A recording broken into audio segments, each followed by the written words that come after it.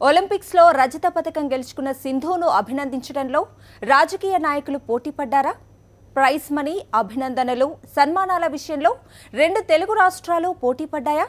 సింధు విజయాన్ని తమ రాష్ట్ర ఖాతాలో జమ చేసుకోవాలనే ఆరాటం తెలుగు రాష్ట్రాల్లో కనిపించిందా? కేఎస్ఆర్ పొలిటికల్ కామెంట్ ఇప్పుడు చూద్దాం. భారతదేశానికి ప్రతిష్ఠ తెచ్చిన షటిల్ బ్యాడ్మింటన్ తార పివి సింధుకి అభినందనలు. ఆమెకు కోచ్గా వ్యవహరించి దేశ ప్రతిష్టను వినుమడింపజేసిన గోపీచంద్కు అభివాదాలు. నిజంగా ఇది అపురూపమైన సన్నివేశమే.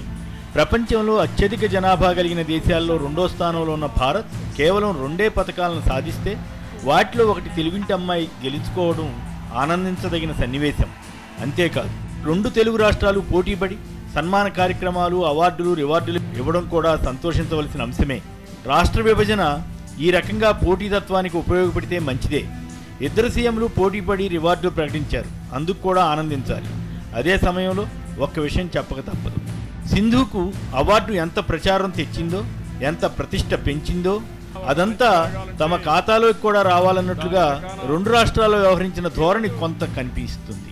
ఇందులో ఒకరిని తప్పు పట్టడం కాదు, కానీ రాజకీయ నేతలు ఏది జరిగినా తమ ప్రచారం కోసం వాడుకోవటం హక్కుగా భావిస్తున్నారు. ఈ విషయంలో తెలంగాణ మంత్రులు ఏపీ ముఖ్యమంత్రి చంద్రబాబుతో పోటీ పడలేకపోయారని అంగీకరించాలి. తెలంగాణ ముఖ్యమంత్రి కేసీఆర్ సన్మాన సభలో పాల్గొనకుండా ఆ కార్యక్రమాన్ని మంత్రులకు, అధికారులకు వదిలివేశారు.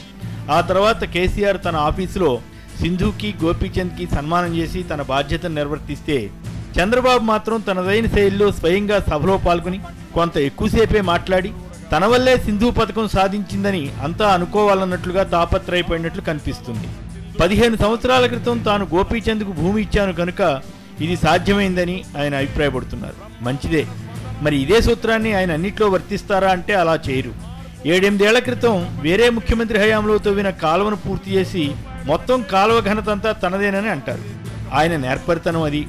ఆయన ఎక్కువసేపు మాట్లాడితే ఎక్కువ ప్రచారం వస్తుందని భావిస్తారు. ఆ క్రమంలో ఒక్కోసారి పొరపాట్లు కూడా జరుగుతుంటాయి. అందువల్లే ఒక క్రీడాకారుని పేరు బదులు పొరపాటున మరో క్రీడాకారుని పేరు చెప్పారు.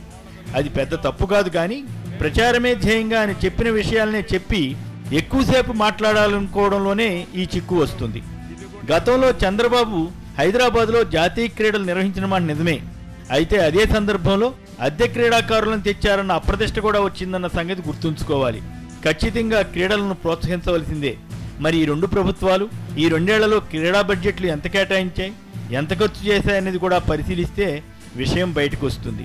అమరావతిలో ఒలింపిక్స్ నిర్వహిస్తామని చంద్రబాబు స్ఫూర్తి కోసం చెబితే మంచిదే, కానీ ప్రచారం కోసమా అన్నట్లు మాట్లాడుతుండడం, అందులో కూడా ఒలింపిక్స్ నిర్వహణ ఎలా జరుగుతుందో తెలియదేమో అన్నట్లు మాట్లాడటం వల్ల వినడానికి కొంత ఇబ్బందిగా ఉంటుంది.